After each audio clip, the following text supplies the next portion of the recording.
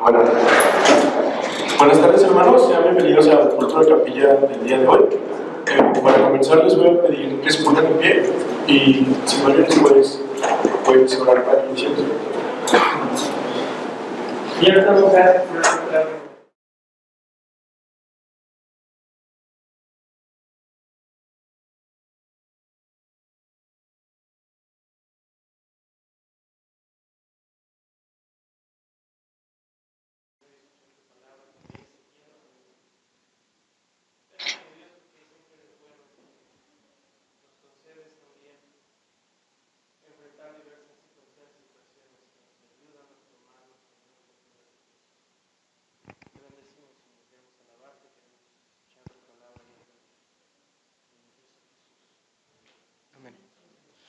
Así como estamos de pie, hermanos, les pido que busquen Filipenses 2, del 1 al 4. Y lo vamos a leer alternadamente. En versión 60, el versículo 2. Y versión NBI, versículo 3. Versión 60, versículo 1. Versículo 2, NBI. Comenzamos con la versión 60. Por tanto, si alguna consolación en Cristo, si algún consuelo de amor, si alguna comunión del Espíritu, si algún efecto entrañable, si alguna misericordia,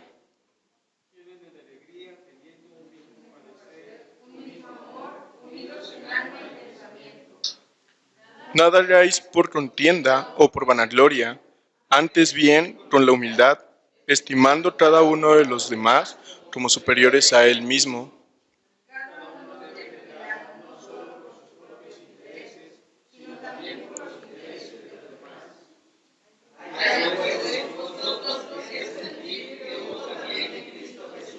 Hasta ahí, hermanos.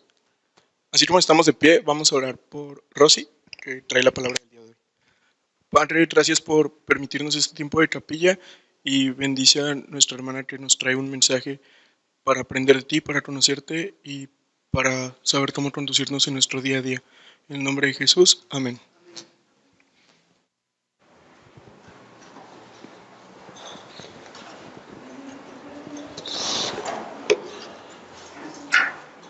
Buenas tardes, hermanos. Hoy iniciamos un nuevo bimestre, una nueva serie de predicaciones, y en esta tarde vamos a estar meditando en la carta de los Filipenses. Vamos a estar meditando en estos pasajes en el capítulo 2, en el versículo del 1 al 5. Y bueno, vamos a estar meditando en esto. Yo lo tengo en la Reina Valera y dice así: por tanto, si sienten algún estímulo en su unión con Cristo, algún consuelo en su amor, algún compañerismo en espíritu, algún afecto entrañable, llénenme de alegría teniendo un mismo parecer, un mismo amor, unidos en alma y pensamiento. No hagan nada por egoísmo o vanidad, más bien, con humildad consideren a los demás como superiores a ustedes mismos. Cada uno debe velar no solo por sus propios intereses, sino también por los intereses de los demás. Y es una invitación también a meditar en seguir el modelo de Cristo, ¿verdad? Bueno, yo he titulado este sermón Haciendo honor al nombre. Haciendo honor al nombre. En el pueblo judío, hermanos, el nombre era muy importante. El nombre era muy importante, sobre todo porque el nombre reflejaba el carácter de la persona. El nombre reflejaba las características de la persona. El nombre era como la identificación que hoy en la actualidad tenemos. Entonces, si queríamos saber cómo era una persona, teníamos que saber cómo se llamaba, y de esa manera podíamos saber quién era, cuál era su carácter, sus cualidades y cómo se identificaba.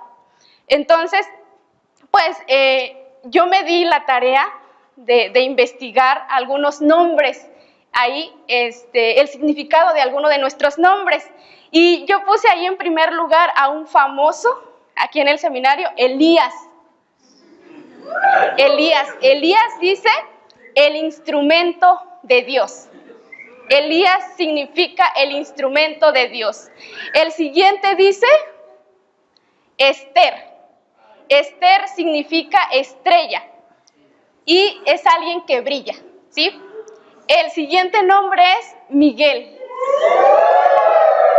¿Quién como Dios? Eso significa, ¿quién como Dios? El siguiente es David. David significa amado, amado. También tengo otro ahí que se llama Priscila, que significa venerable, venerable. También tenemos a Daniel, que es Dios es mi juez. También es como la justicia de Dios, eso significa. También tenemos a Abigail, la alegría de mi padre.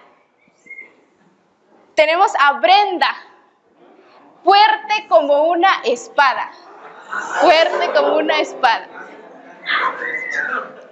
Tenemos también ahí a Larisa, alegre y dispuesta, alegre y dispuesta. Tenemos también a Ruth, compañera fiel. También tenemos a Oscar, lanza divina. También tenemos a Eduardo. Eduardo es el guardián de la riqueza. Timoteo significa aquel que siente amor o adoración a Dios. También se significa el que honra a Dios. Alfredo, muy pacífico. Alfredo, muy pacífico. Wendy, una verdadera amiga. Yair, el iluminado de Dios. Ramón, el protector. Y bueno, ahí faltaron muchos, ¿verdad? Pero la pregunta es, ¿qué tanto honor le hacemos a ese nombre que tenemos? ¿Qué tanto honor le hacemos a ese nombre que tenemos? Y como cuerpo de Cristo, como seguidores de Cristo, tenemos un nombre en común todos. ¿Y cuál es ese nombre? Cristianos. Cristianos. ¿Y qué tanto honor le hacemos al nombre de cristianos? Bueno, debemos darle honor a nuestro nombre, y es nuestra responsabilidad, hermanos, como cristianos, honrar el nombre de Cristo. Los filipenses, hermanos, eran muy conscientes de su ciudadanía y también eran muy conscientes de los privilegios que ellos tenían, tanto sus privilegios como sus responsabilidades. Nosotros tenemos muchos privilegios como cristianos, pero también tenemos responsabilidades. Y bueno, así que Pablo les exhorta y tomando esta idea, él les está diciendo, les está enseñando que deben de vivir de una manera tal que refleje el carácter de Cristo. Entonces, nuestra responsabilidad como cristianos es reflejar el carácter de Cristo, ¿sí? Recordemos que el nombre refleja el carácter. Entonces, si somos cristianos, somos llamados a reflejar el carácter de Cristo. Bueno, en esta tarde vamos a meditar en dos características de una persona que hace honor al nombre. Dos características. Bueno, y la primera de ellas es que una persona que hace honor al nombre cristiano es aquella que lleva una vida que está marcada por la unidad. Una vida que está marcada por la unidad. Y eso lo podemos ver en el versículo 1 del capítulo 2 de Filipenses, que dice: por tanto, si hay alguna consolación en Cristo, si algún consuelo de amor, si alguna comunión de espíritu, si algún afecto entrañable, si alguna misericordia, completad mi gozo, sintiendo lo mismo, teniendo el mismo amor, unánimes, sintiendo una misma cosa. Y algo bien característico de este pasaje es que refleja unidad. Para que nosotros hagamos honor al nombre de Cristo, necesitamos ser cristianos que reflejen la unidad, ¿sí? Y ahora, ¿qué queremos decir con la palabra unidad? Bueno, hay varias definiciones con respecto a la palabra unidad, y la primera de ellas es un acuerdo entre varias personas o grupos en torno a una opinión, un interés o propósito, o también un conjunto de personas y medios orientados a la realización de una actividad. El diccionario la define así, a la palabra unidad. Pero hay también otra definición que dice propiedad que tienen las cosas de no poder dividirse ni fragmentarse sin alterarse o destruirse. Esa es la unidad. Pero también hay otro autor que nos dice que la unidad es una herramienta poderosa para lograr grandes objetivos en la vida. Esa es la unidad. Ahora, había un problema aquí con los filipenses. Había un problema. Y el problema que amenazaba a la iglesia de Filipos era la desunión. La desunión. El pueblo quería lo que Pablo quería era que los cristianos de Filipos comprendieran que ellos no eran personas aisladas, sino al contrario, eran miembros de una sola comunidad. ¿Y esa comunidad cuál es? La comunidad cristiana, ¿sí? Somos miembros de un solo cuerpo, el cuerpo de Cristo. Así que en los versículos anteriores, por ejemplo en el versículo 27, Pablo está hablando de su sufrimiento. Él está en la cárcel cuando está escribiendo, ¿verdad? Está hablando de su sufrimiento y posiblemente él siente el apoyo de los filipenses. Recuerden que juntaron una ofrenda y se la llevaron. Entonces él está viendo el apoyo de los filipenses, pero al mismo tiempo se está dando cuenta de que hay problemas dentro de la iglesia. ¿Sí? ¿Recuerdan ahí a dos personajes que se pelearon? ¿Sí? Entonces había problemas en la iglesia, había contiendas en la iglesia. ¿Y saben qué decía Pablo? Pablo decía que tenemos un enemigo. Había oposición al evangelio y por eso Pablo estaba en la cárcel. Por la oposición externa al evangelio. Y él decía, si queremos tener éxito en el extendimiento del evangelio, tenemos que estar unidos. La iglesia tiene que estar unida y debe recordar que tenemos un enemigo en común y no concentrarse en quien no es el enemigo. ¿Sí? Entonces él está diciendo que debemos, que para que se lograra el éxito, era necesario que la iglesia estuviera unida.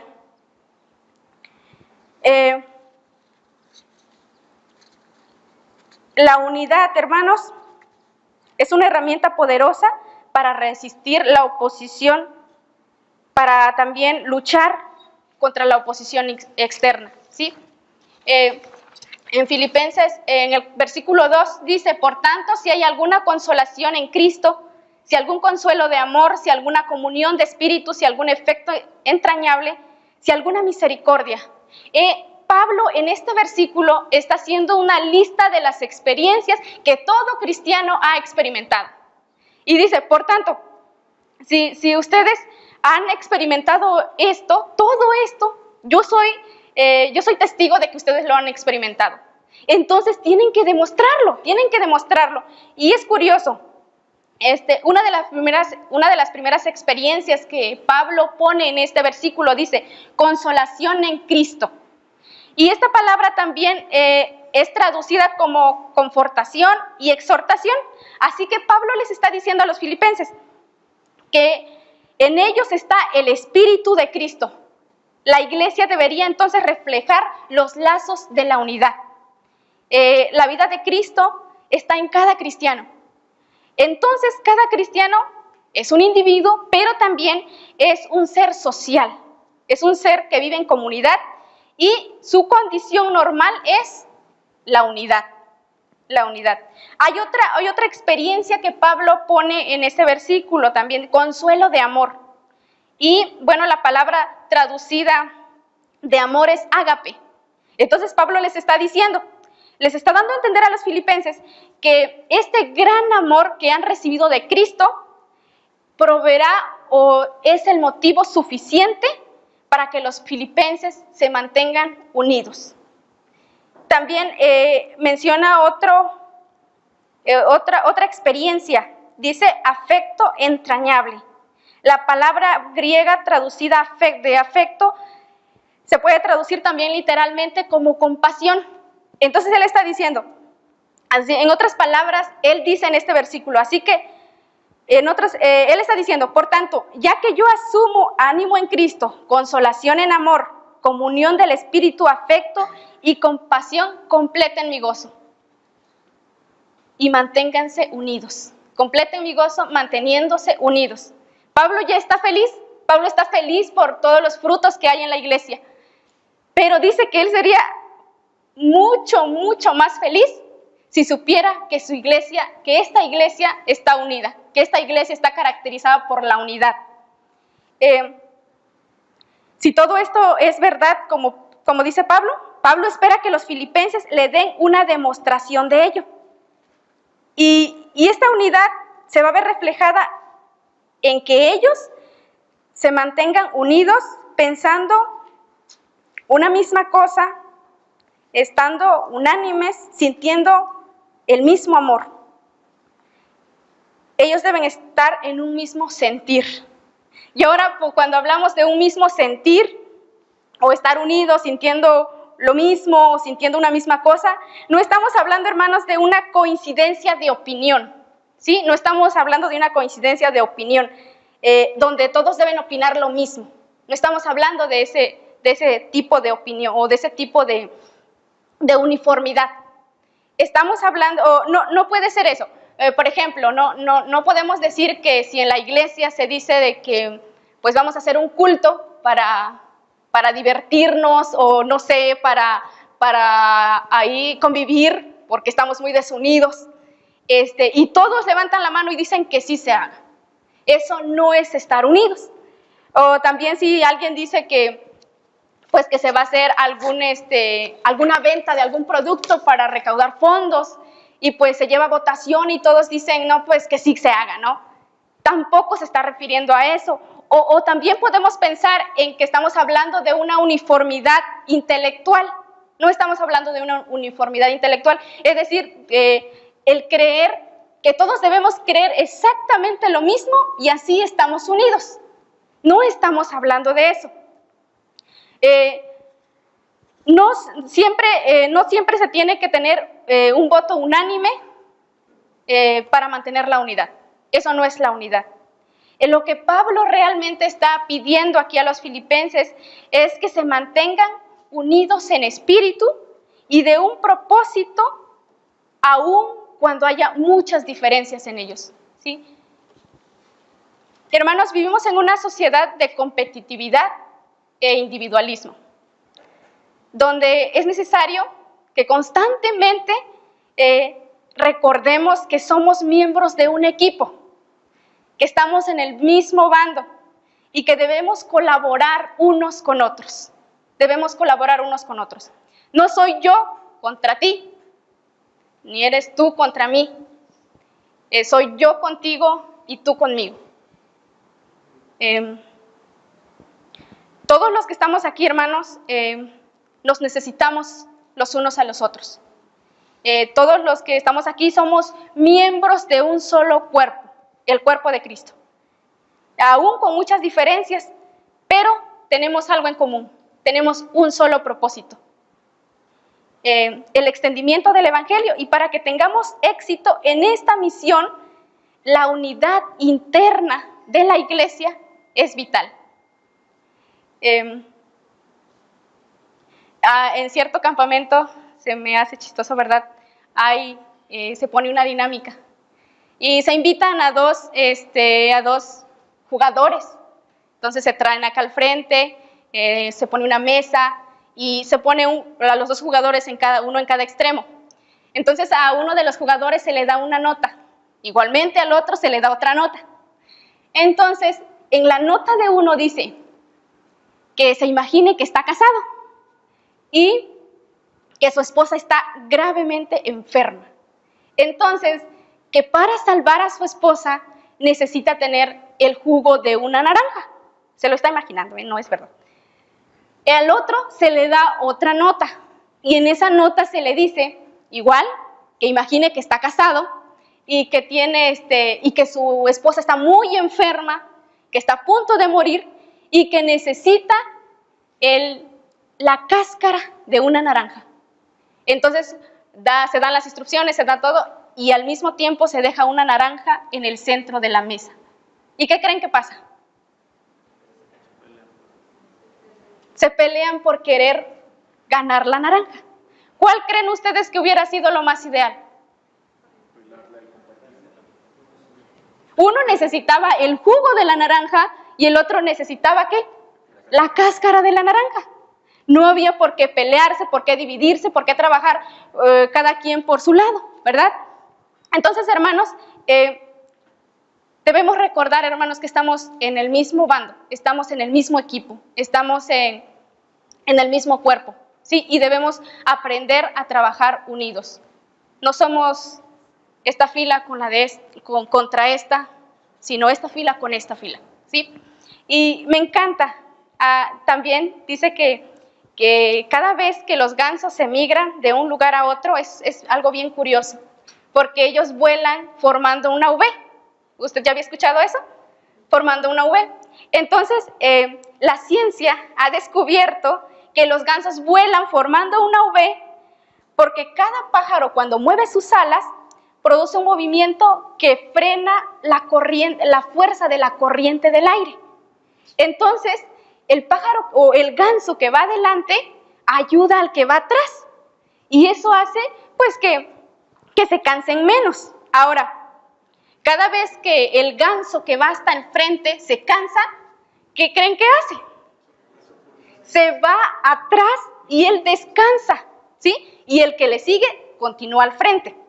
Ahora, cuando un ganso se enferma, 2 o 3 gansos se salen con él y lo cuidan hasta que él se recupere, hasta que él se sane o hasta que él muera. Después de eso, si ya sanó o ya murió, estos gansos se incorporan a su manada o se pueden incorporar a otra manada, ¿sí? Por lo tanto, pues esa es una enseñanza muy hermosa. Es una enseñanza que muy hermosa. Hasta los animales nos enseñan. Entonces, parece, hermanos, que cuando nosotros compartimos una misma dirección, cuando nosotros tenemos un mismo sentido de comunidad, podemos llegar a nuestro destino más fácilmente. ¿Y saben qué? No solamente más fácilmente, sino también disfrutamos nuestro viaje. Disfrutamos nuestro viaje. Porque la carga, el viaje, no se nos hace cansado. ¿Por qué? Porque hay alguien más que está ahí siendo nuestro apoyo. Entonces, Cristo quiere que seamos unidos, que seamos unidos. Y una manera de cómo nosotros podemos hacerle honor a su nombre es llevando vidas que se caracterizan, que se marcan por la unidad, ¿sí? En segundo lugar, tenemos otra característica para hacer honor al nombre de cristianos, y es que una persona hace honor al nombre de Cristo cuando llevamos vidas, hermanos, que están marcadas por la humildad. Filipenses 2, 3 dice, 3 y 4 dice, nada hagáis por contienda o por vanagloria, antes bien con humildad, estimando cada uno a los demás como superiores a él mismo, no mirando cada uno por lo suyo propio, sino cada cual también por lo de los otros. Me encanta la versión NTV, dice así, no seáis egoístas, no traten de impresionar a nadie, sean humildes, es decir, considerando a los demás como mejores que ustedes. No se ocupen solo de sus intereses, sino también procuren interesarse en los demás. Me encanta porque el apóstol Pablo está diciendo aquí que no hagamos nada por contienda o por vanagloria, nada. La palabra vanagloria tiene que ver con el orgullo jactancioso, es decir, que presume algo que no es. Pero no solamente presume algo que no es, sino que al mismo tiempo menosprecia a los demás. Está hablando de una gloria hueca, de una gloria vacía. La contienda y la vanagloria, hermanos, llevan a las personas a poner en primer lugar sus intereses y después los intereses de los demás. La idea básica que nos da este pasaje, hermanos, es que cuando nosotros actuamos en contienda y vanagloria, tenemos ese deseo de honrarnos a nosotros mismos. Y por ello Pablo exhorta a los filipenses que no deben ser motivados por la contienda y por la vanagloria. Y fíjense, los cristianos que se dejan llevar por la contienda o la vanagloria están interesados principalmente en tres cosas. La primera de ellas es en defender sus opiniones en lugar de la verdad. Si actuamos dejándonos llevar por la contienda y por la vanagloria, vamos a estar más interesados en defender nuestra opinión en lugar de la verdad. También una persona que se deja influenciar por la contienda y la vanagloria se enfoca en brillar antes en el lugar del evangelio. Quiere brillar ella antes que el evangelio brille. También otra cosa en la que se enfoca es darse importancia a él mismo en lugar de preservar la paz en la iglesia. En donde quiera que estemos, hermanos, en un grupo, en una iglesia, siempre va a haber personas que no van a estar de acuerdo con nada, ¿sí? Al igual que en un equipo, en un salón de clases, en cualquier otro grupo, vamos a encontrar personas que no van a estar de acuerdo con nada, ¿sí? Y si no son sus ideas las que tomemos en cuenta, si no son sus opiniones, ¿qué creen que pasa? Simplemente dicen no a todo, o también no participan, ¿sí? Como institución, hermanos, somos parte de la Iglesia de Cristo, y Pablo nos exhorta a que no busquemos nuestra propia gloria. No estamos aquí, hermanos, para ser los mejores estudiantes, no estamos aquí para ser el mejor maestro, no estamos aquí para ser el mejor administrador, no estamos aquí para ser el mejor director. Estamos aquí porque Cristo nos ha llamado. Y entonces, ¿quién debe de llevarse todo el crédito? Cristo. Cristo debe llevarse todo el crédito. ¿Sabe que cuando nosotros nos concentramos en buscar nuestra propia gloria, empezamos a competir con los demás? Empezamos a compararnos. Muchas veces vemos cómo el Señor nos consiente, ¿verdad? Vemos cómo Él nos bendice. Y estamos súper felices. Pero no sea, por nada del mundo, vayamos a ver que otro hermanito también está siendo bendecido y doblemente que yo. Porque entonces, ¿qué? Soy sumamente infeliz. Somos como los niños. Cuando a un niño se le da un dulce, ¿qué hace un niño? Un caramelo. Los niños están súper felices, ¿no? No hay nada más que haga feliz a un niño que un caramelo. Le das un caramelo y está súper feliz, está rebosando de alegría. Pero ¿qué pasa si ve que al otro niño tú le has dado 2 caramelos? ¿Qué pasa? Se enoja. Ese niño de repente de estar súper feliz pasa a ser súper infeliz, ¿sí? Porque empezamos a compararnos.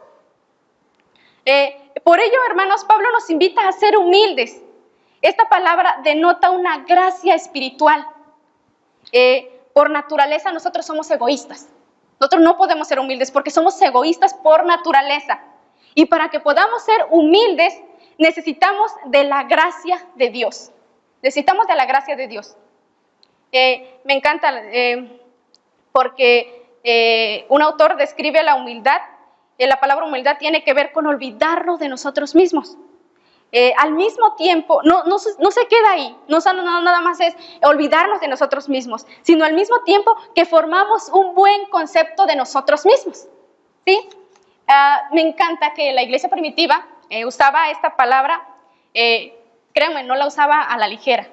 La iglesia primitiva no usaba la palabra humildad a la ligera. Usaba esta palabra para describir a aquellas personas que se asemejaban y se parecían mucho a Cristo. Cuando ellos utilizaban la palabra humildad, era porque veían a una persona con muchas cualidades de Cristo. Y a esa persona le decían, bueno, es una persona humilde porque se parece mucho a Cristo. Esa era una persona humilde. Esto quiere decir que la humildad es reflejar las cualidades de Cristo. Y entendemos que la humildad es Cristo. Cristo es la personificación de la humildad. En la actualidad hemos usado este concepto de manera equivocada. Normalmente, ¿para qué usamos la palabra humilde? Pobre. Una persona humilde es aquella persona de escasos recursos. ¿Qué más? Una persona humilde. Una persona muy callada. Una persona que... dispuesta a aprender también. Pero la palabra humildad va más allá de eso. La palabra humildad tiene que ver con Cristo. Cristo es la humildad. Y para que nosotros seamos humildes necesitamos esa gracia, la gracia de Dios.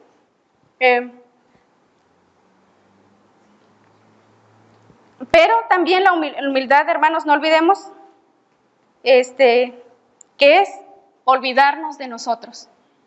Es impresionante cómo Jesús, que conoce todo de nosotros. Conoce nuestros pensamientos, conoce nuestras maquinaciones, conoce aquellas camuflajes de buenas intenciones, aquel odio que sentimos por los demás, y que a pesar de eso ve lo mejor de ti. Nosotros no conocemos las cosas que piensa nuestro compañero, no conocemos eso, y aún así se nos hace difícil amarle. Ahora es impresionante cómo Cristo, conociendo todo de ti, lo que tú piensas, tus maquinaciones, tus malas intenciones, ese sentimiento que tú sientes en tu corazón, a pesar de eso, elige amarte. Y a pesar de eso, elige ver lo mejor de ti. Eso es humildad. Es impresionante eso. Y no solamente está dispuesto o estuvo dispuesto a ver lo mejor de ti, estuvo dispuesto a entregar su vida por ti, a morir por ti y por mí. Pablo está llevando a los cristianos filipenses a mirar sus propias faltas y ver las cosas buenas en sus hermanos, a ver las cosas buenas en sus hermanos. Para ser humilde, hermanos, debemos entonces poner esos mismos pensamientos que tú tienes de ti mismo, ya no enfocarlos en ti, enfocarlos en las demás personas.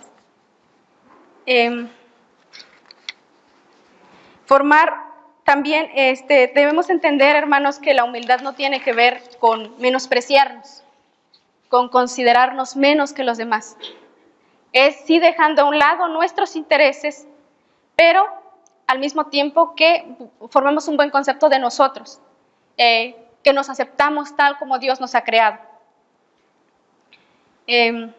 Ser humilde significa juzgarnos a nosotros mismos y reconociendo que no somos perfectos, que tenemos fracasos, que tenemos luchas, pero que no piensa que solamente a él le pasa, sino que a su prójimo también le pasa, y está dispuesto a entenderlo antes que juzgarlo. Por tanto, me gusta también en el versículo 3, nos dice que en el texto griego no hay un punto final en este versículo. Así que la frase continúa y la parte inicial del versículo 4 dice no mirando. La palabra griega traducida como lo suyo es indefinida. Es decir, que nosotros podemos aplicarla a cualquier contexto. Es decir, que no deben mirar a lo mejor por alguna de sus posesiones, no deben mirar por algunos derechos de ellos, por algunas cualidades o por algunas ideas o dones. Por lo tanto, esto lo podemos aplicar a cualquier contexto donde una persona esté buscando su propio beneficio. La situación en la iglesia parece que haber sido tal que los miembros esperaban altas posiciones, ¿sí? Y pues para sí mismos, ¿no? Como un derecho. Por lo tanto, la intención de Pablo era estimular la humildad. Pablo no sugiere que cada uno estuviera reclamando honores que no mereciera. Más bien, Pablo está diciendo que ellos no debían insistir en recibir honores aunque los merecieran.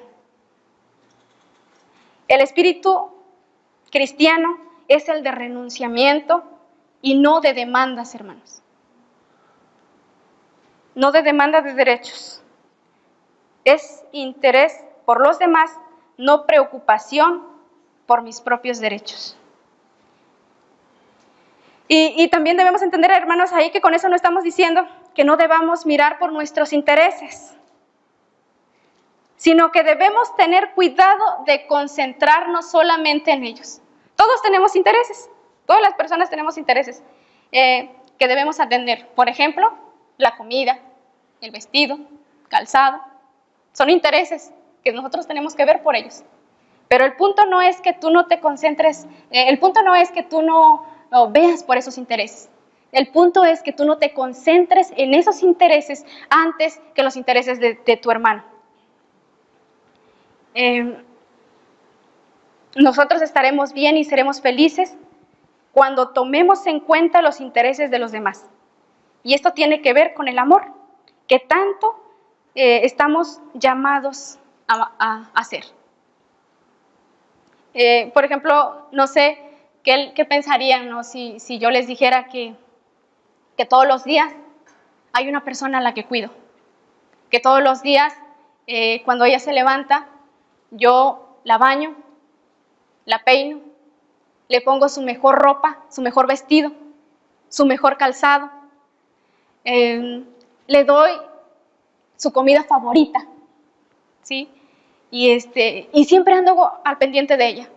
Si entra una piedrita en su zapato, pues se la quito, ¿verdad? ¿Qué pensarían? ¡Wow! ¿Cómo ama a esa persona? Ahora, ¿qué pasaría si yo les dijera que esa persona soy yo? Cristo nos manda y nos llama, hermanos, a amar a nuestro prójimo como nos amamos a nosotros mismos. Como nos amamos a nosotros mismos. Dice que nadie aborreció jamás a su propia carne, sino que la sustenta y la cuida, como también Cristo a la iglesia. Y este es el amor con el que Dios nos manda a amar a nuestro prójimo. Pablo nos invita a que tengamos la misma actitud que Cristo tuvo, la humildad. Dice los versículos 6 al 8, aunque era Dios, no consideró que el ser igual a Dios fuera algo a cual aferrarse. En cambio, renunció a sus privilegios divinos, adoptó la humilde posición de un esclavo y nació como un ser humano. Cuando apareció en forma de hombre, se humilló a sí mismo en obediencia a Dios y murió en una cruz como morirían los criminales. Imitemos a Cristo siguiendo su ejemplo de humildad. Cuando dejes que Cristo brille en ti, estás viviendo una vida digna del Evangelio y estás honrando el nombre de Cristo.